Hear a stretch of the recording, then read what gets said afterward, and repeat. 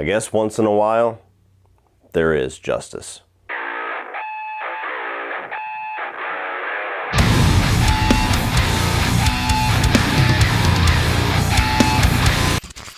So Zack Snyder's Justice League tells the story of Bruce Wayne traveling the world to gather metahumans to fight off an incoming invasion. Well, the day is finally here. Much sooner than I would have bet money that it would be here, but Zack Snyder's cut of his Justice League film. So for those of you guys that might not know what this is, a little bit of backstory before we get into the review. Zack Snyder was slated to direct Justice League immediately after Batman v Superman Dawn of Justice was released. I believe it was 2 weeks after that movie released they were supposed to start shooting. With some of the mixed reaction to the theatrical cut of Batman v Superman, Warner Brothers came in, started to meddle into the script, started to mandate changes, started to insert humor and to take this away. The movie was quickly being stripped away from Zack Snyder as a filmmaker.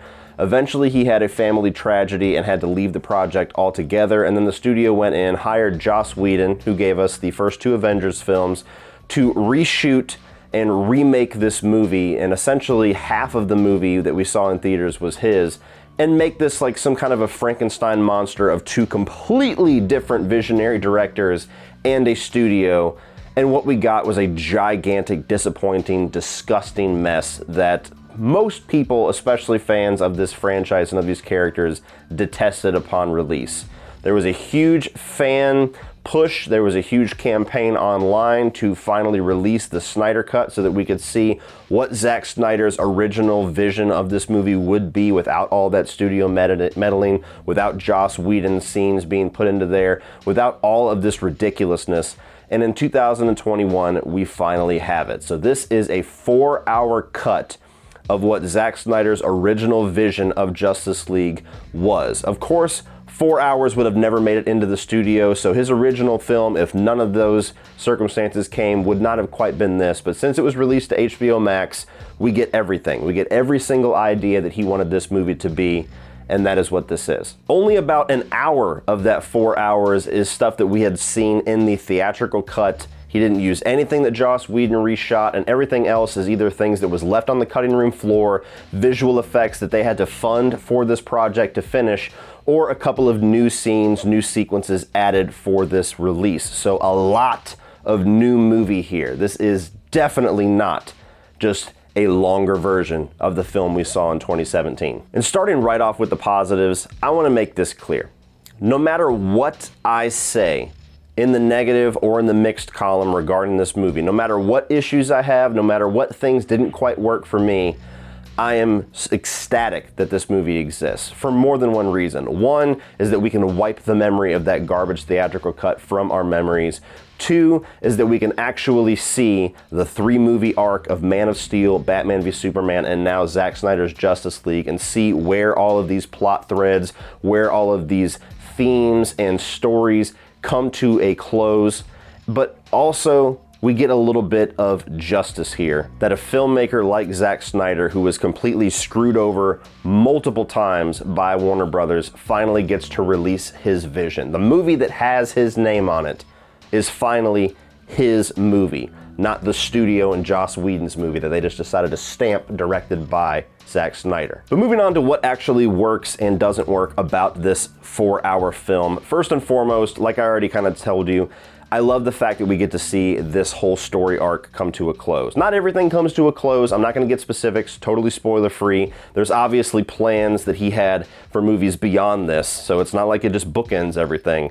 But it does feel like a 3-chapter arc from Man of Steel to Batman v Superman to this. There's things in Man of Steel, and especially Batman v Superman, that have so much more context and have so much more meaning and don't feel as out of place and weird and just disjointed as they did before we got this film. Now you watch this 4-hour movie and you see more or less the complete vision of what Zack Snyder was going for. And me, as somebody that really likes him as a director, and while having some reservations about some things he did in BVS, really like what he has done so far with the DC universe, especially Man of Steel, I'm glad that we get to see that completed vision. This movie is epic in every sense of the word, not just in runtime, but also because the scale, just the ambition that he had for this film, You see it all here. You see multiple character arcs. You see diving into each of these individual characters, from Aquaman to the Flash to Wonder Woman, seeing where they are as characters before the storyline of Justice League starts. Even the introduction of some of these, like the Flash and Cyborg, who we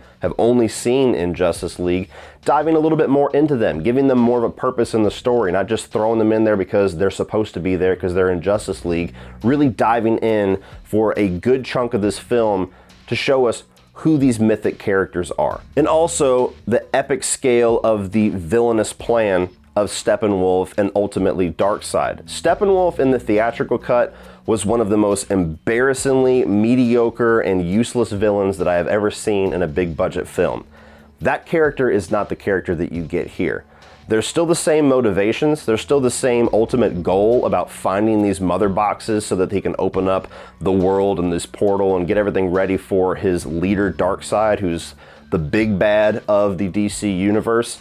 But it's so much more fleshed out, it's so much better, it's so much more tense. I mean, him as a character just looks better. That's one thing that's far and away better about this version of Steppenwolf, but the intimidation factor, the gravitas of the character, the threat, it is so much more palatable in this version, whereas the last one was just like this PS3 character joke that nobody cared about. And Zack does a really great job in this about focusing this movie on Steppenwolf's journey and his individual motivations about kind of proving himself to Darkseid and his individual antagonistic relationship with all of the Justice League as he goes to the Amazonians and the Atlanteans and finally to Earth, but also fleshing out what is to come. Essentially, if you take the last little scene of the first Avengers movie where they hint at Thanos, that is essentially something that's sprinkled throughout this movie to give this looming presence of Darkseid, to let you know that as scary as this guy is,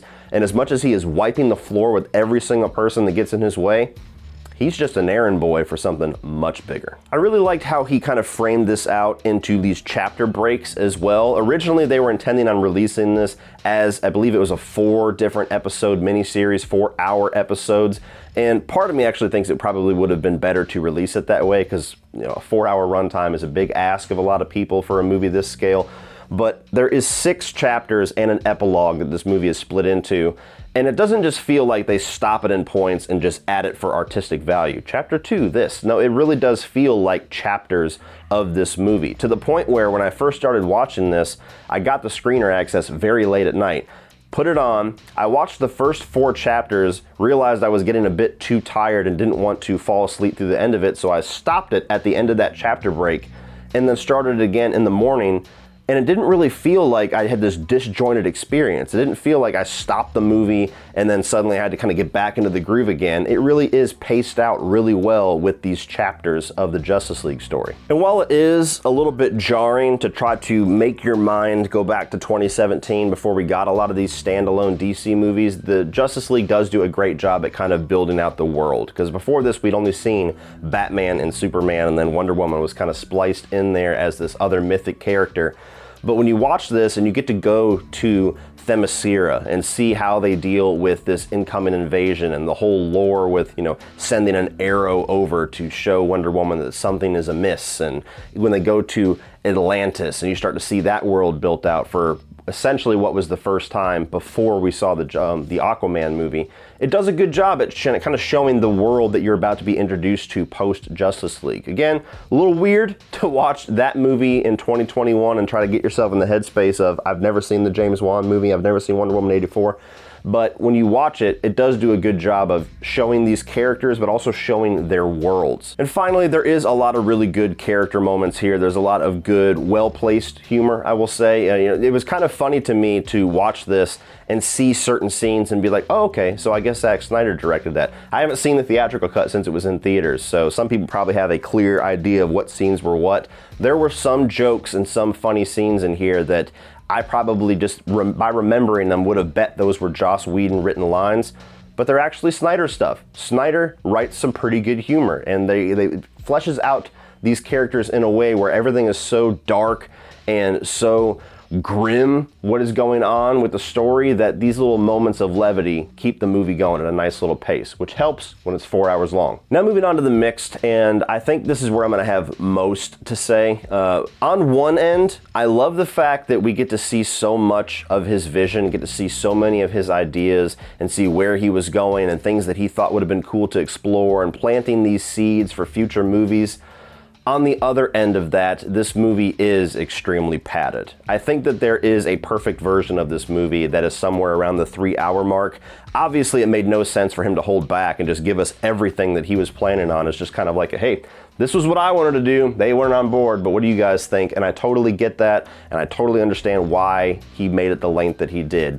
But just for a viewing experience, I wish there was some kind of a happy medium between the bullshit theatrical cut that we got and this really epic 4-hour Zack Snyder cut. I feel like there's somewhere in the middle there where the pacing, everything like that would have made much more of a better viewing experience. Cut some of the fat, take some of the teasing and some of the sprinkling of things to come that might never come at this point, to give us the best version of Justice League. I don't think that this one is. And going along with that, a lot of the scenes that I feel like are really neat to have for this cut that is teasing things and planting these seeds, I'm so conflicted watching it because I'm like, yeah, that's cool. I want to see that.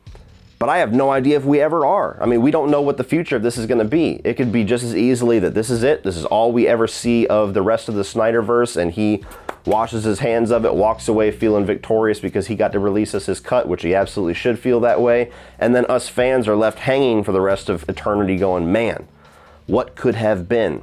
Or this could be an enormous success. HBO Max and Warner Media could just dump a truckload of money onto his lawn and say, hey, do whatever the hell you are going to do. We are funding all of it. We might see it, but when I watch it, I'm like, oh, that's awesome. I don't know though.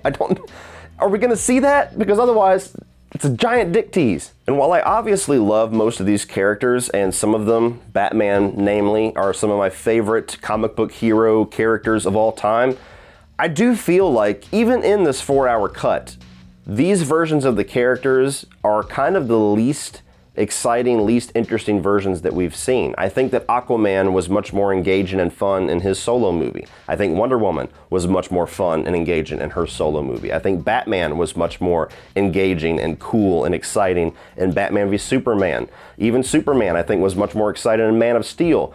We'll see with the Flash and Cyborg. I mean, obviously Cyborg's having a bit of a raw deal, but we'll see whenever we get Andy Muschietti's film. But all of these characters in here, I feel like their performances, their presence, and also just these standalone scenes that are trying to give them like their awesome standalone moment in this epic 4-hour movie where they're all teamed up together.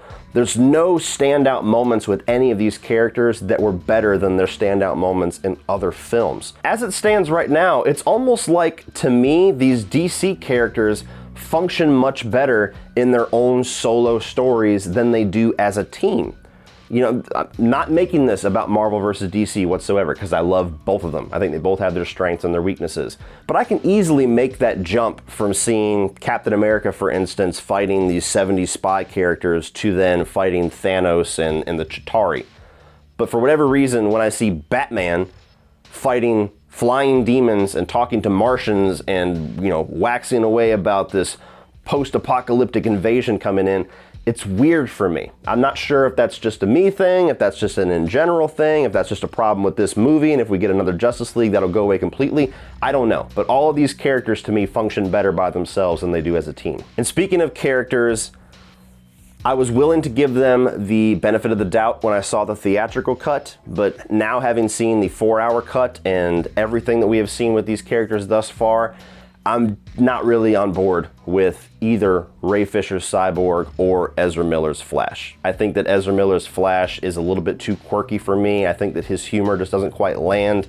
I don't know. There's something about him. I don't really have any pre-established ideas of what Barry Allen should be, but when I watch it, for some reason, he just seems like he's out of place, and I don't know if that personality that he is bringing to this character is going to work for me in standalone movies.